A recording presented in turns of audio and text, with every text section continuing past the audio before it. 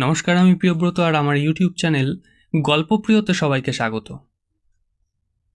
আজ ধীরেন্দ্রলাল ধরের লেখা ভয়ঙ্কর ভূতের গল্প এই বইটি থেকে তান্ত্রিক। গল্প পাঠে আমি প্রিয়ব্রত। ধীরেন্দ্রলাল ধর একজন খ্যাতনামা বাঙালি সাহিত্যিক। 1913 সালের 12 জানুয়ারি তিনি জন্মগ্রহণ করেন। তিনি একাধিক গল্প, উপন্যাস, গোয়েন্দা ও অ্যাডভেঞ্চার কাহিনী, জীবনী, নাটক, প্রবন্ধ সাহিত্যের প্রায় সকল শাখাতেই অবদান রেখে গেছেন। 1979 সালে ভারত সরকার শিশু সাহিত্যের জন্য তাকে জাতীয় পুরস্কার দেন। 1991 সালের 20 সেপ্টেম্বর এই মহান সাহিত্যিকের মৃত্যু হয়। তার লেখা তান্ত্রিক একটি চমৎকার ছোট গল্প।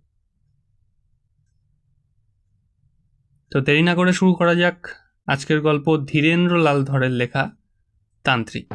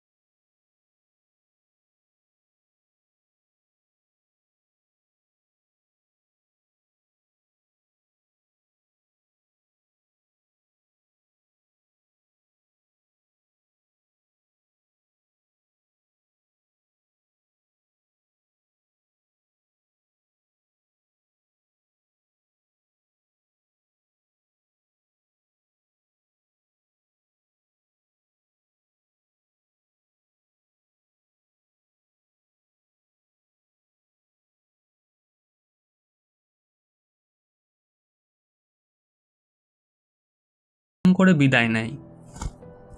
ফেরার পথে মহাত্মার বাণী মনে মনে আলোচনা করে। মহাত্মা কত বড় সাধক তার একটা পরিমাপ করার চেষ্টা করে। মহাত্মার কোন অলৌকিক শক্তি আছে কিনা জানার চেষ্টা করে। একদিন খবর পেল হাওড়ার এক গ্রামে এক তান্ত্রিক আছেন, তিনি অলৌকিক ক্ষমতার অধিকারী। জলপড়া দিয়ে অম্লশূল সারান, কানে কাঠি দিয়ে কালা মানুষের বধিরতা দূর করেন, কঠিন বাতের বেদনা সামান্য হাত বুলিয়ে আরাম করে দেন। যিনি খবরটা দিয়েছিলেন তিনি সঙ্গে করে নিয়ে গেলেন।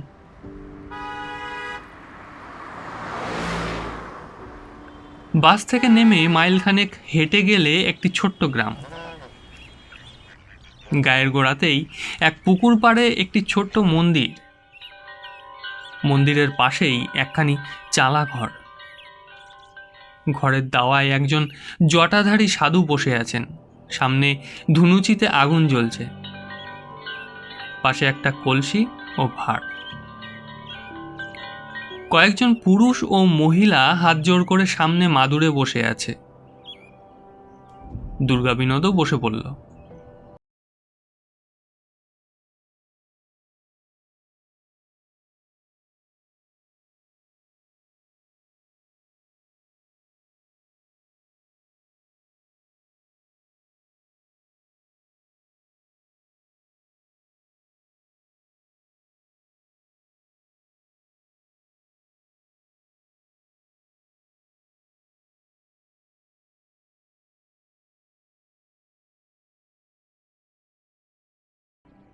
সাধু নিজে থেকেই বললেন, কি চাই?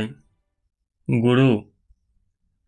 গুরু মেলা অত সহজ নয়, আগে নিজেকে তৈরি কর, তারপর গুরু। পাত্র ফুটো হলে জল রাখবি কেমন করে? আদা ঠিক না হলে মন্ত্র শক্তি ধারণ করবি কেমন করে? সে মন্ত্র যে দেবে তার কোনো লাভ নেই, যে নেবে সেও ব্যর্থ হবে।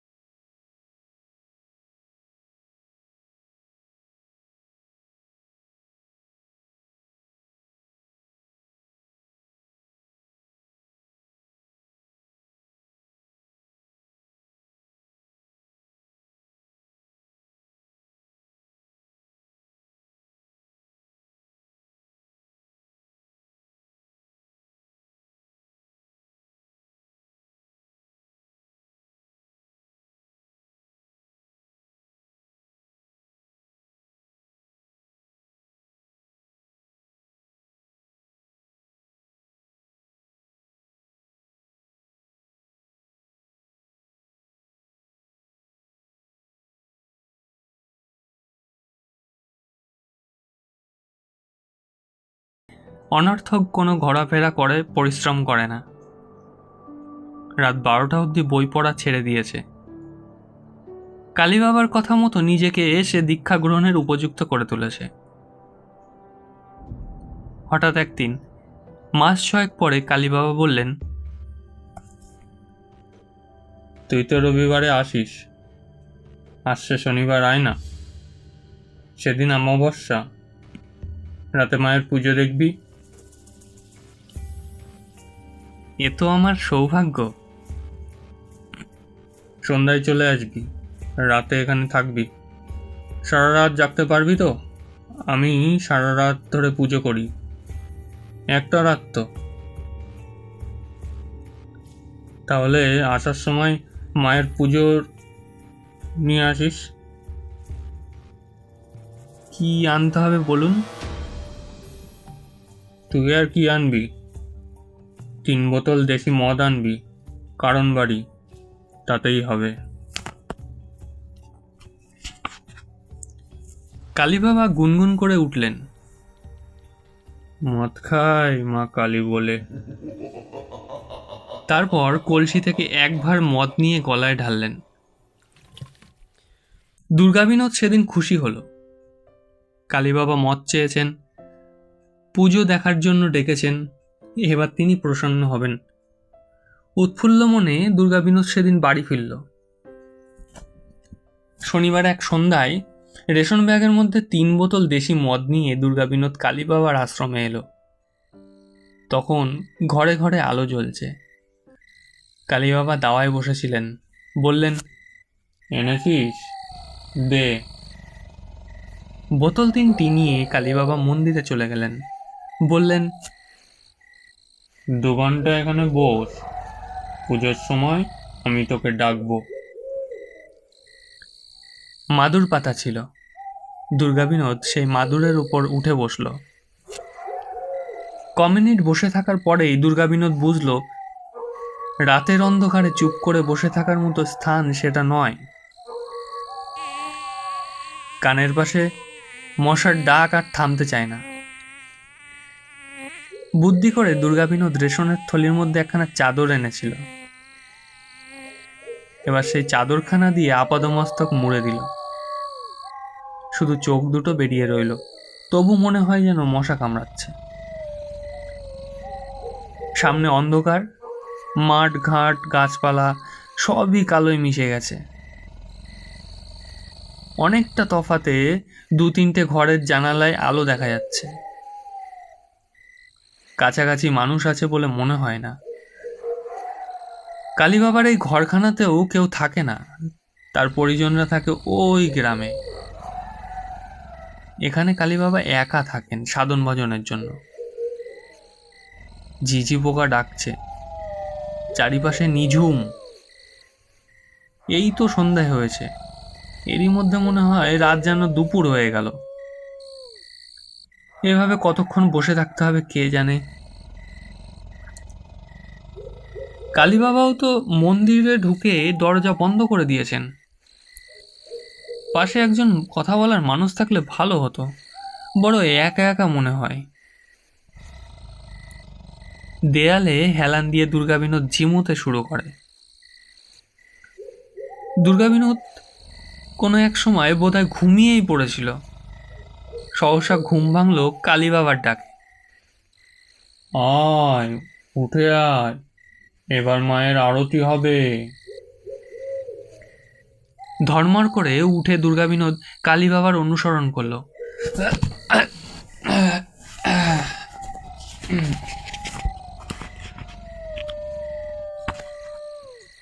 মন্দিরের মধ্যে প্রদীপ জ্বলছে, ধূপধুনায় অন্ধকার। ছোট প্রতিমাটি ধোঁয়ায় আচ্ছন্ন। সামনে কিছু জবা ফুল আর মদের 3টে বোতল। কালীবাবা আসনে গিয়ে বসলেন। বললেন, তুই দরজার বাইরে বস। দুর্গাবিনোদ বাইরে বসে পড়ল। কালীবাবা ওং রিং বলে মন্ত্র উচ্চারণ শুরু করলেন। মাঝে মাঝে জবা ফুল তুলে প্রতিমার চরণে অর্ঘ্য দিতে লাগলেন। প্রায় ঘণ্টাখানেক এইভাবে পুজো করার পর হাঁক দিয়ে উঠলেন, মা কালী করাল পদনা লোল জিহ্বা মা। তারপর পঞ্চপ্রদীপের আরতি শুরু করলেন। এবার প্রদীপের আলোয় ধোঁয়ার মাঝেও কিছু কিছু নজরে পড়তে লাগলো। দুর্গাবিনোদ দেখল ঘরের মধ্যে দরজার পাশে আর একজনকে বসে আছে। ওকে, কখন এলো?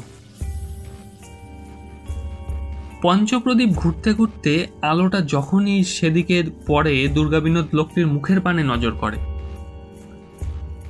কি বিশ্রী ফ্যাকাশে মুখ, যেন মরার মতো। আরতি শেষ হয়। শাক বাজিয়ে কালীবাবা বসলেন। মদের 3টি বোতল মায়ের চরণে স্পর্শ করিয়ে হাঁক দিলেন, মা কালী করাল বদনা লোল জিহ্বা মা। তারপর বললেন, প্রণাম কর, প্রসাদ নে। দুর্গাবিনোদ প্রণাম করল। বোতল থেকে এক ভার মদ ঢেলে কালীবাবা বসে থাকা সেই লোকটির মুখে ধরলেন, বললেন, খাও। লোকটি মদ খেল। কালীবাবা সেই ভাঁড়ে আবার মদ ঢাললেন, তাকে বললেন, ধরো, ওকে দাও। লোকটি ভাঁড় ধরল, হাত বাড়িয়ে দিল দুর্গাবিনোদের দিকে। মানুষের হাত যে এত লম্বা হয় দুর্গাবিনোদ তা জানত না। ভাঁড় শুদ্ধ হাতখানা সোজা দরজা পার হয়ে চলে এলো তার মুখের কাছে। দুর্গাবিনোদ ভয় পাসনি, খা, মায়ের প্রসাদ, কালীবাবা বললেন। দুর্গাবিনোদ তাকিয়ে দেখলো হাতখানায় কোথাও এতটুকু মাংস নেই, সবটাই কঙ্কাল। হাতের মালিকের পানে তাকালো, মুখ কই, কঙ্কালের করটি। দুর্গাবিনোদের সারা দেহ কেঁপে উঠল। না না না বলেই এক লাফে দাঁড়িয়ে উঠেই সে ছুটল।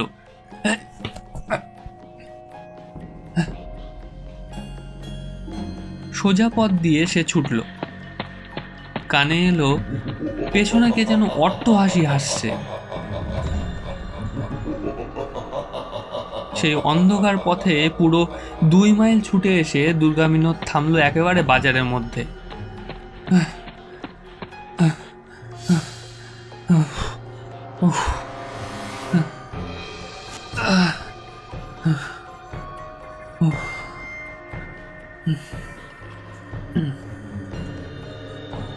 তখনও সকাল হতে অনেক দেরি। ভয়ে ভয়ে সে পিছন পানে তাকালো, পিছনে কেউ আসছে কিনা। বাজারে অনেক ঘরের দাওয়ায় মানুষ শুয়েছিল। তাদের দেখে দুর্গাবিনোদ ভরসা পেল। একটা দোকানের দাওয়ায় সে বসে পড়ল।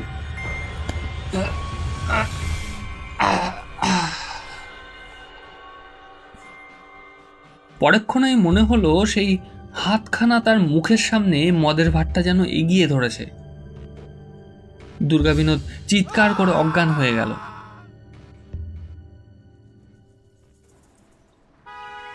সকালে বাজারের লোকেরাই দুর্গাবিনোদকে বাসে তুলে দিয়েছিল।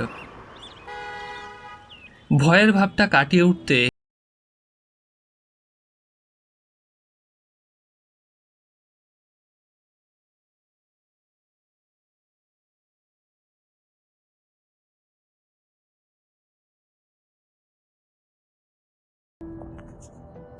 গল্পটি যদি ভালো লেগে থাকে অবশ্যই একটি লাইক করে দেবেন, এবং যদি চ্যানেলে নতুন হন তাহলে সাবস্ক্রাইব করে দেবেন চ্যানেলটা, এবং পাশে থাকা বেল আইকনটি অবশ্যই প্রেস করে দেবেন।